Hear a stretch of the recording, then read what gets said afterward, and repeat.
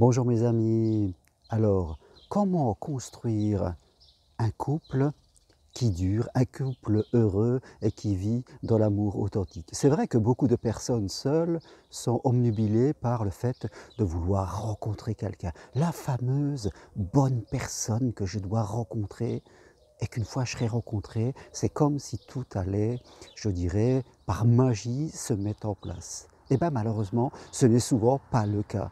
La rencontre que je vais faire avec l'autre est plutôt le point de départ plutôt que la ligne d'arrivée. C'est là qui est important de comprendre.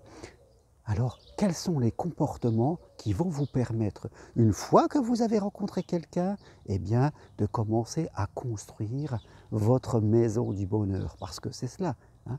Bien sûr, si on prend cette métaphore de la maison, rencontrer sa bonne personne, c'est un peu comme trouver un terrain. J'ai trouvé un terrain, mais une fois que j'ai trouvé un terrain, il faut que je commence à construire la maison. Et pour construire une maison, eh bien, je ne vais pas forcément faire appel aux autres, c'est moi-même qui va en dessiner un petit peu les plans, qui va l'imaginer. Donc, la première des choses qui est importante une fois que j'ai rencontré la bonne personne, c'est d'être acteur de ma vie sentimentale, de vouloir construire un bonheur comme j'entretiendrais mon jardin en allant tous les jours arroser des fleurs.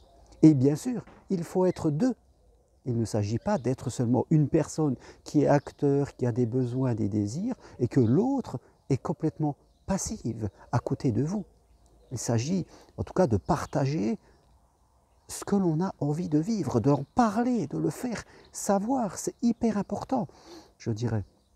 Bien sûr, on peut rencontrer quelqu'un avec qui tout d'un coup on va tomber amoureux, on va bien faire l'amour, l'autre aussi c'est très bien, et puis après on s'aperçoit qu'on n'a pas du tout les mêmes attentes. Qu'il y en a un qui préfère la vie tranquille à la maison, regarder la télé, alors que l'autre a envie de voyager. Un peu comme si on était d'accord de partir en vacances, mais il y en a un, il adore la montagne, et l'autre, il préfère la mer, il déteste marcher en montagne. Et là, on se trouve tout à la fin à se dire, il y a erreur sur la commande. Pourquoi? Parce qu'on ne s'est pas posé les questions. Donc, il faut être acteur dans notre vie. Et pas acteur pour vous, mais pas acteur pour l'autre. Il y a aussi des gens qui sont dans le faire, le faire, le faire, le faire. Je veux dire, il faut se poser des questions aussi pourquoi on fait des choses. Hein. Il y a des gens qui sont dans l'hyperactivité aussi, et qui rendent l'autre passive, c'est-à-dire qu'elles sont toutes en train d'organiser, et l'autre n'a même pas le temps de réfléchir, parce que peut-être qu'au niveau de la gestion du temps, il va un petit peu moins vite. Donc, être acteur, deux acteurs qui partagent leurs idées, et non pas une qui est hyper acteur, et non pas une personne qui est acteur pour deux. Vous voyez, c'est important, on voit aussi ça. Hein. Souvent, un qui est acteur pour deux, ou l'autre qui est passif. Donc, être acteur à deux, on partage nos idées, et bien sûr, quelquefois, on s'adapte aux idées de l'autre. Je ne suis pas un fanat de la mer, mais je vais à la mer parce que mon ami adore ça. Je ne suis pas Mon ami n'aime pas trop la montagne, mais il m'accompagne parce qu'il sait que c'est un plaisir pour moi. On partage aussi des plaisirs à deux, vous comprenez? C'est hyper important une fois que l'on veut construire un bonheur à deux. Et puis après, il y a la communication. Mes besoins d'une manière plus large dans la vie de tous les jours, que ce soit des besoins sentimentaux, sexuels, des besoins d'être aidé, d'être écouté, la capacité à parler dans l'intimité. Vous savez, l'intimité, c'est la profondeur. Quand je parle de moi, si là aussi, on doit à deux, on est constructeurs, mes amis, on doit à deux écouter l'autre, lui demander ses besoins, ses blessures éventuellement, et l'autre doit faire pour cela. Si nous sommes des muets, c'est-à-dire qu'on n'ose pas parler, eh bien, forcément, il va être très difficile de construire un bonheur à deux, parce qu'à un moment, on va être dans les non-dits, on va être dans... Si on ne parle pas, l'autre interprète.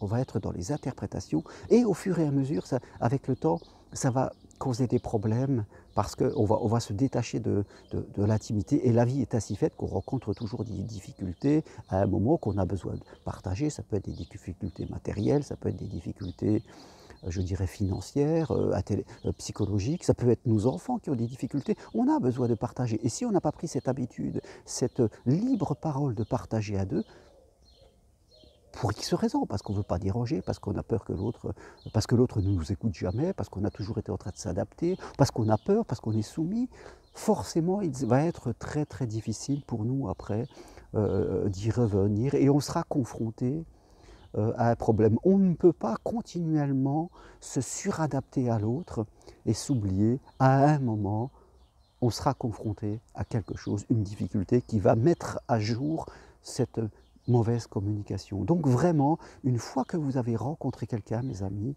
il va vraiment falloir devenir à deux. Et c'est pas deux, comme on dit, l'amour, c'est aller au restaurant ensemble, mais ne pas manger dans la même assiette et ne pas forcément manger le même plat, je dirais. C'est important, on est ensemble, on regarde dans la même direction, mais nous sommes deux personnes différentes et c'est notre différence qui va enrichir notre amour. Et c'est important de partager notre différence et ne pas oublier notre différence pour nous adapter à la différence de l'autre, ou alors, avec notre différence, vouloir englober l'autre dans notre propre vision sans avoir aucun échange de communication. Donc nous sommes des communicants et des acteurs. Voilà les deux clés essentielles pour créer un amour authentique, être acteur à deux en respectant la différence de l'autre et être des communicants qui sachent s'écouter et qui sont, je dirais, mieux avec eux-mêmes dans leur intégrité, c'est-à-dire leur estime d'eux-mêmes. Voilà ce que je veux partager avec vous aujourd'hui. Si vous avez besoin d'aller plus loin, prenez rendez-vous avec moi. On fait le point de votre situation particulière, à distance, par Skype, WhatsApp, téléphone, Skype. Voilà, c'est important. Vous écrivez-moi, toutes les infos sur mon site germainroncari.com ou sur le texte qui accompagne cette vidéo. Là, je suis prêt à aller marcher sur le chemin de Compostelle aujourd'hui. Je vais partir un petit peu dans le Luberon aujourd'hui pour marcher quelques jours. Donc n'hésitez pas, si vous désirez marcher sur Compostelle, à m'écrire aussi. On marche en groupe, on parle d'amour, on fait du développement personnel. C'est vraiment une expérience géniale. Ou si vous avez envie de devenir psychopraticien pour moi, mais en formation 100% individuelle et adaptée à qui vous êtes, à votre rythme de vie, possible là aussi à distance de chez vous, en visio Skype, eh bien n'hésitez pas à m'écrire, demandez-vous les infos. Et je vous le dis mes amis, devenez acteur de votre bonheur. Ne laissez pas votre bonheur passer, ne le regardez pas par la fenêtre, ne soyez pas comme sur un quai de gare en regardant les trains passer. C'est à vous de construire votre bonheur, personne ne le fera à votre place. Que votre bonheur, qu'il soit dans l'amour ou alors dans votre vie professionnelle, dans vos activités. Merci, à bientôt et bonne journée. Bye. Et si vous aimez, appuyez sur j'aime. Au revoir.